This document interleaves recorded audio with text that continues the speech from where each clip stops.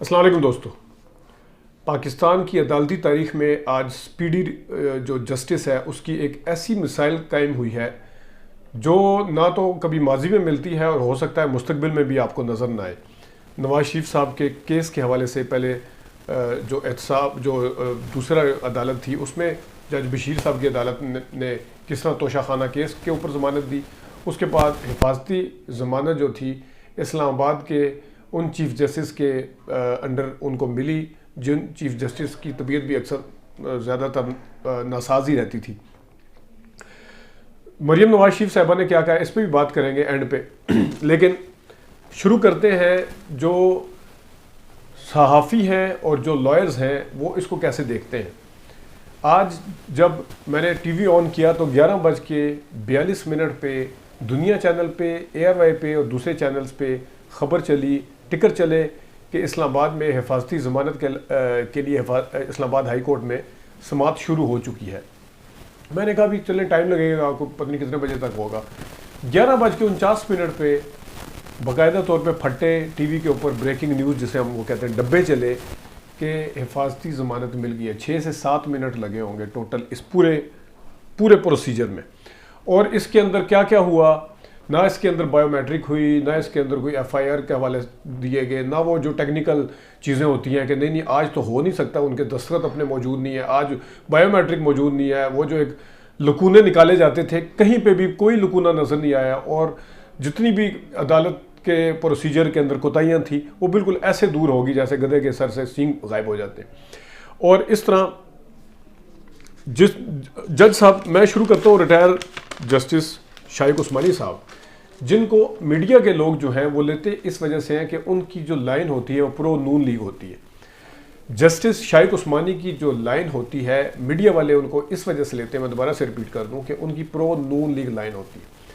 और एतजाज हसन साहब का या लतीफ़ खोसा साहब का या PTA के जितने वकला हैं उनका तो सबको पता है कि क्या लाइन लेंगे। लेकिन शाइक उस्मानी साहब ने लाइन आज क्या कहा, उन्होंने कहा कि आज ख़ास रियायत बरती गई है, मौका दिया गया है कि ये पहुँचे जलसे में गिरफ्तार ना हो। इसमें जो है सियासी एलिमेंट इन्वॉल्व है। शाइक उस्मानी साहब कह रहे हैं अदालत के सियासी मामलात में अदालत को नहीं पढ़ना चाहिए, उनको कानून के मुताबिक फ़ैसला करना चाहिए। सियासी मामलात के लिए अदालत फटाफट मौजूद होती है और रिमार्क्स से मुतलिक जो दिए जाते हैं सियासी मामलात पर वो भी उस पर भी काफ़ी नज़र रखे हुए हैं, यानी कि जो अंदर से रिमार्क्स आ रहे होते हैं उसके ऊपर भी सारा कुछ है। आखिर में मैं आपको एक और चीज़ भी दिखाऊंगा कि किस तरह सुप्रीम कोर्ट जो वो तैयार बैठी हुई है, नई सुप्रीम कोर्ट जो है कि इन तमाम मामलात को देखने के लिए। ये थे जनाब शाइक उस्मानी साहब। अब मैं आपको ज़रा बताता हूँ कि इसके ऊपर सलमान अकरम राजा साहब ने आज क्या कहा है।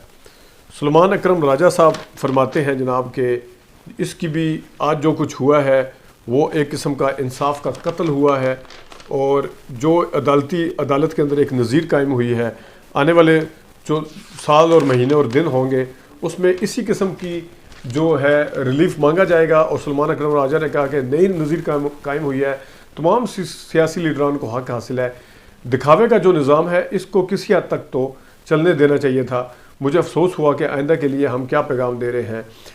निकालना भी है तो कोई इतनी भोंडी हरकत, निकालना भी भोंडा था यानी जब सजा हुई थी, और उससे बड़ा इनको यहाँ से ज़मानत देना भी उससे भी बड़ा भोंडी हरकत है। ये कहना था जनाब साहब सलमान अकरम राजा साहब का। और इसी तरह नदीम मलिक साहब, अगर मैं साफ़ियों पे आऊँ, उन्होंने क्या कहा है नदीम मलिक साहब ने, उन्होंने भी कहा है कि पहले जलानी साहब जो थे वो थे जो लेके आए नवाज शरीफ साहब को, और फिर फिर नवाज शरीफ की जो थी इन्वेस्टमेंट हुई उस ज़माने में 81 में। फिर उन्होंने कहा कि नदीम मलिक साहब ने, यही अक्टूबर का महीना था, इमरान खान साहब के हवाले से भी कहा जाता है, तो अभी भी इनको भी लाया जा रहा है और इनको भी पूरा मौका दिया जा रहा है। और बहुत ही अजीब तरीके से मुझे अफसोस हुआ, आइंदा के लिए हम क्या पैगाम दे रहे हैं, ये भी इन्होंने नदीम मलिक साहब ने कहा। और इसके अलावा भी काफ़ी सारी चीज़ें उन्होंने बोली हैं। तो ये एक जिस तरीके से सारी चीज़ों को वायलेट किया गया है इसके ऊपर तमाम सहाफ़ी जो है वो मुतफिक हैं। ज़्यादातर दो एक ऐसे सहाफ़ी हैं जो कह रहे हैं कि नहीं आपने 2017 में जिस तरीके से सज़ा दी थी तो यही होना था। तो भाई 2017 में आप लोग तनकीद कर रहे थे तो अभी भी तो तनकीद करें ना। कन्विक्टेड तो वो थे, थ्रू प्रॉपर चैनल तो कुछ नहीं हुआ, बाहर से सारा कुछ हो गया। औरों के लिए पैरामीटर अदालत के और थे, औरों के लिए बायोमेट्रिक करवाना ज़रूरी था, पता नहीं क्या क्या करवाना ज़रूरी था, ये बगैर पेश हुए सारा कुछ हुआ। अनवर मंसूर साहब ने यहाँ तक कहा कि मैंने फ़ारूक हबीब साहब की जिस वक्त दरख्वास्त पेश की थी, उन्होंने कहा जी फ़ारूक हबीब साहब की बायोमेट्रिक नहीं है। उन्होंने फाइल मेरे मुंह पे दे के मारी, उन्होंने कहा जब तक बायोमेट्रिक नहीं हुआ, लेकिन नवाज शरीफ साहब लंदन में बैठे हुए हैं, कभी दुबई में अभी, और उनका सारा कुछ इस तरह हुआ। देखते देखते सब कुछ जिस तरह मैंने कल की वीडियो में कहा था, वो सारा कुछ इस तरह होता हुआ नजर आया। और यही नहीं, बल्कि मैं आपको एक मज़े की चीज़ बताता हूँ कि आज एक केस था चीफ जस्टिस जनाब जस्टिस काजी फाइसा के सामने। आने वाले दिनों में क्या होने वाला है, उनकी सज़ाओं के लिए किस तरह सुप्रीम कोर्ट तैयार है, ये ज़रा आप सुनिएगा रिमार्क्स। पाक अरब रिफाइनरी के मुलाजमीन की तनख्वाहों, बोनस और मुस्तकिल करने से मुतल्लिक केस की समाअत थी। उसमें जनाब काजी फाइसा साहब ने कहा कि, और चीफ जस्टिस साहब, हम आपका केस 2 माह से पहले दोबारा समाअत के लिए मुकर्रर नहीं कर सकते। चीफ जस्टिस का दरख्वास्त गुजार के वकील के साथ मुकालमा। उन्होंने कहा सुप्रीम कोर्ट में अहम केसेस में मसरूफ़ होंगे, हम नैब तरामीम और इलेक्शन के केस में अगले 2 माह में मसरूफ़ होंगे, तो इस वजह से हम आपका केस नहीं लगा सकते। ये है जनाब साहब वो एक शुरुआत जिनके हवाले से कहा जा रहा था कि पता नहीं सुप्रीम कोर्ट आएगी, तो उस वक्त तो ये कहा जा रहा था आम आदमी का केस नहीं सुना जाता। ये मौजूदा चीफ जस्टिस उस टाइम जस्टिस काजी फाइसा साहब, प्यूनी जज, उस टाइम कहते थे कि आम आदमी का कुछ नहीं सुना जाता, सियासी केस सुने जाते हैं, ये है।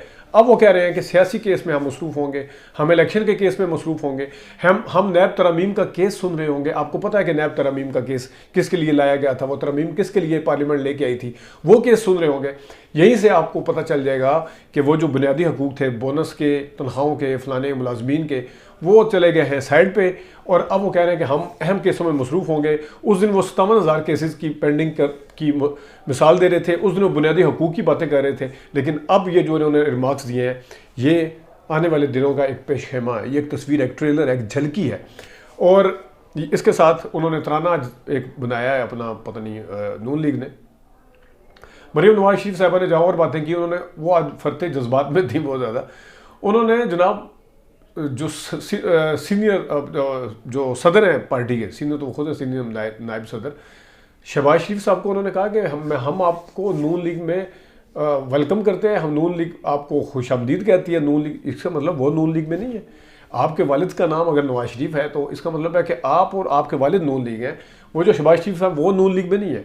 तो ये अजीब हरकतें आज जो थी वो हो रही थी, और उसके हवाले से बातें हो रही थी। लेकिन इंसाफ की ये जो नज़ीर है, ये लॉ एक्सपर्ट जितने मर्जी आप ढूंढ लें इसमें, जो उनके जो जिनका ताल्लुक डायरेक्ट नून लीग से है, आपको शाइक उस्मानी से लेकर सलमान अकरम राजा से लेके रज़ा पाशा, हसन रज़ा पाशा जो कि नून लीग की लाइन लेते हैं, उनसे लेके कोई बंदा आपको नहीं मिलेगा जो कह रहे हो कि ये फैसला ठीक हुआ है, जो कह रहा हो ये फैसला कानून के मुताबिक हुआ है, जो कह रहा हो कि इस फैसले की कोई नज़ीर मिलती है। तो ये हुआ है आज सारा कुछ, सारा दिन में। नाज़रीन, ज़हीर अहमद को इजाज़त दीजिए। अल्लाह हाफ़िज़।